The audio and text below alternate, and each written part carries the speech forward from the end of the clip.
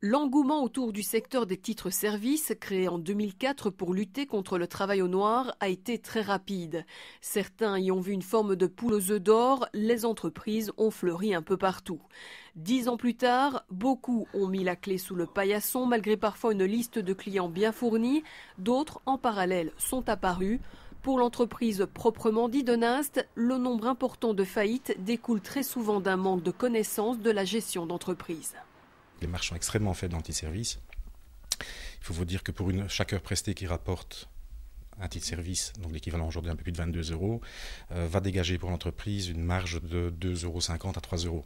Donc il faut avoir une gestion plus que rigoureuse, parce que comment faire pour pouvoir optimiser les marges, c'est d'avoir une productivité intéressante et importante.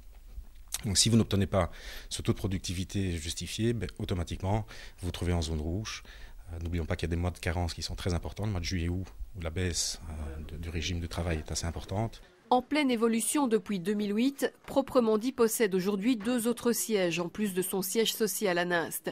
Partie d'une vingtaine de salariés, l'entreprise en compte actuellement près de 350, grâce notamment à la reprise en mars dernier d'une entreprise en faillite de Fosse-la-Ville.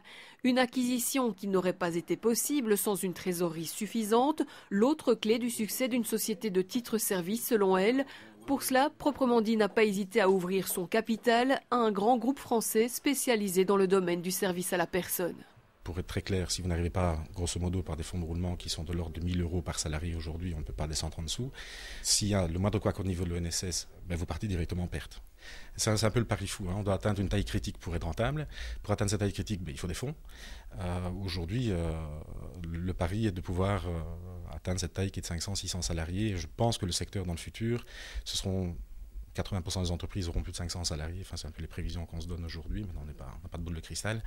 Et le reste, ce sera des sociétés familiales qui ont un travail plus restreint sur 40 à 50 salariés. Je pense qu'on verra ces deux clivages. Dans le secteur public, des questions se posent également quant à la rentabilité des titres-services dans certaines administrations. À la Louvière, l'opposition a récemment interpellé la majorité à ce sujet. Au Centre public d'action sociale louviérois, on réplique « Le service n'est pas déficitaire, il y a de la place pour tout le monde dans ce secteur ». Nous avons actuellement 192 demandes. Nous travaillons, comme je l'ai dit tout à l'heure, en complémentarité avec les services de maintien à domicile. Nous travaillons aussi d'une manière stable. Les sociétés privées ferment régulièrement aussi. Donc au niveau de l'offre, par rapport entre l'offre et la demande, il y a vraiment une réponse aux citoyens. Notre ancrage est vraiment au niveau local, ferme. 150 000, c'est le chiffre au niveau national du nombre de travailleurs dans le secteur des titres-services. La région du Centre en comptait près de 2600 au 31 décembre 2012 pour 78 entreprises agréées. Des chiffres non négligeables dans le contexte socio-économique actuel. À Nast, comme à la Louvière, on souligne aussi tout l'aspect social qui entoure la profession, de la réinsertion des travailleurs à leur formation en interne. Néanmoins, les contraintes d'embauche sont de plus en plus contraignantes. Le prix du titre-service passera à 8,50 € au lieu de 7,50 € le 1er mai. Le secteur attend donc maintenant un petit coup de pouce. Dans ce rythme de régionalisation qui nous est annoncé depuis pratiquement 1 an et demi maintenant, je veux dire, comment ça va se passer? Est-ce que l'intervention de la région va être aussi importante que celle du fédéral aujourd'hui?